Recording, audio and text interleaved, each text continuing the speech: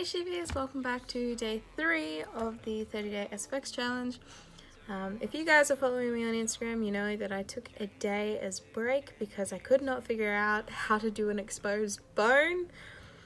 I've never done anything like this before, so that's why I took a day to try and figure it out, get the concept together and work it out in my head. So today we're going to be doing a exposed finger bone. Gonna have it as if almost it's been cut into and the skin is just kind of gone bleh.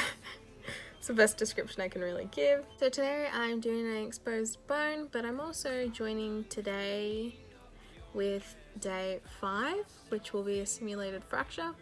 So we're gonna have the exposed bone, but the bone is going to have a slight fracture in it. Hey Sheepies, welcome to day 3 and 4, a exposed bone and simulated fracture. Today again we are using third degree.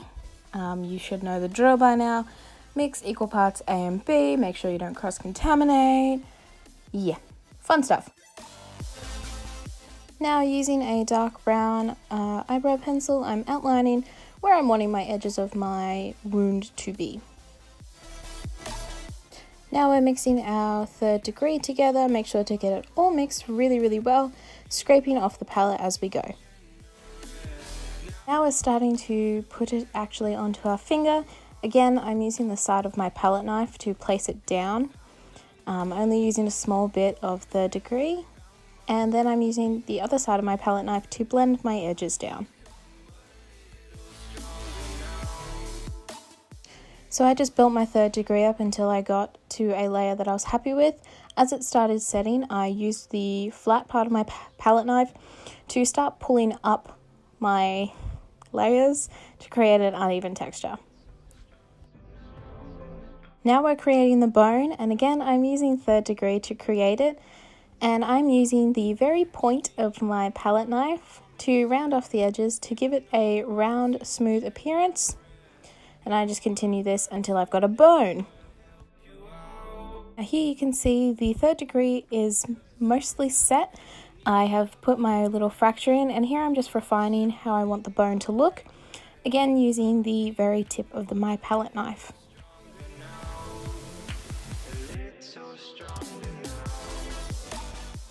And a nice little tip that I learned is that if you use isopropyl alcohol when the third degree is nearly set, it smooths it out, so that's what I did for the bone to give the bone a nice smooth texture.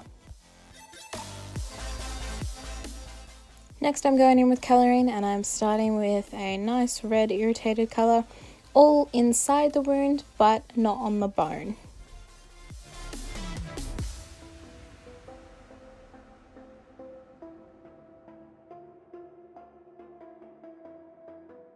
Then add the bone colour, which is a mix of white and a very light porcelain colour, and I dab that all over the bone in about 2 layers.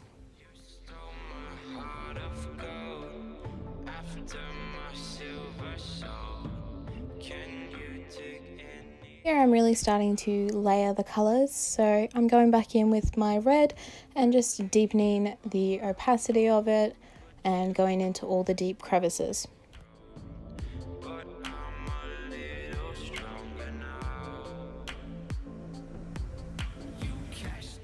Here I'm starting to layer a very light flesh tone on the edging, so I go over with a wash and then I start to deepen it even more and blend it into my skin. I then go in with a fine stipple sponge and some nice red colours and go around the edges to give irritation.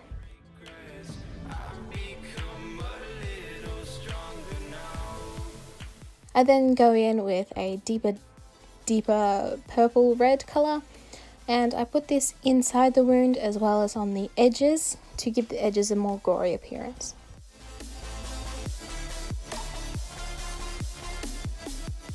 Then again, deepening it even further, I'm going in with a deep red mixed with a black to give the edges an even deeper, darker look.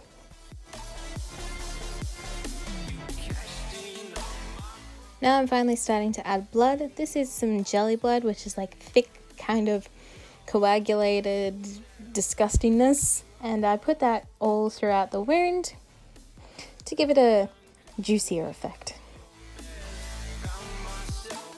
I go in with some thick dark blood and put that all over the wound except for the bone to give it a juicier, meatier, gross look.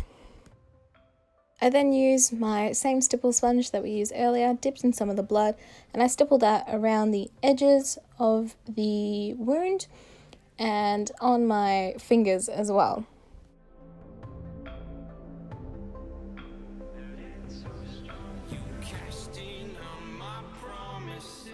I then grab my chip brush and start flicking red alcohol colours all over my hand and fingers to give it a more flicky appearance. I don't know. Well, that's fine. So there you have it. There's my final exposed bone and simulated fracture wound. As you can see, the fracture is right across the bone. It's not a break as it hasn't gone through the complete bone, but it is a pretty nasty fracture.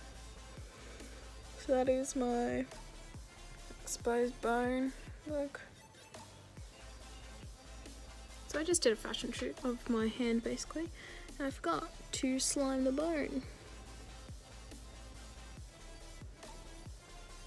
You basically just put the product called slime. It's basically just clear goo onto the bone. I feel like if your finger just came out of your body, you'd have some pretty liquidy bones. Well, not liquidy bones. That's a cool concept though. Like your bones would be covered in goop. Anyway, let's go do another fashion shoot. I gave you all I own, put you on this golden throne, but I'm a little stronger now. You cashed in on my promises, you know I'm too generous. Now I've learned to. Now, as of at the moment, there is no one home except for me and my creepy finger, so I'm gonna text a photo of this to my mom, sister and dad, and I'm gonna show you the responses. My mom's will probably be like, oh my god, that's so cool. So cute. Yeah, I just put the finger up at you, did not mean to. Thanks.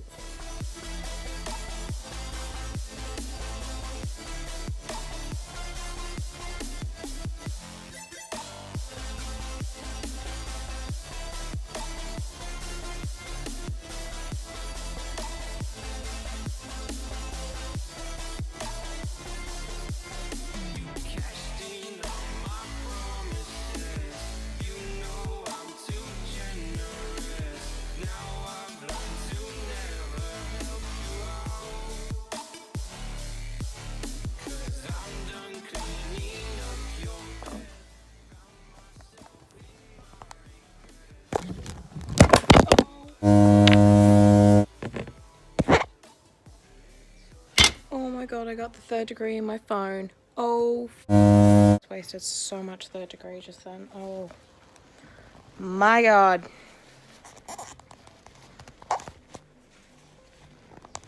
That's no good. Oh no, and I've got 3rd degree in my finger. I can't do half the shit that I'd need to do. Oh, this is gonna be interesting. I mean, if the 3rd degree sets on my phone or like in my case bit, that's fine because I can just peel it, but oh my god, that was a heart attack. I can't do half the shit I do because I've got 3rd degree in my finger.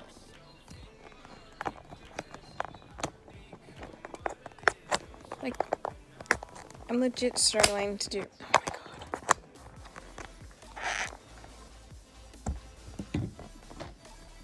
god. Ugh, I just did it again.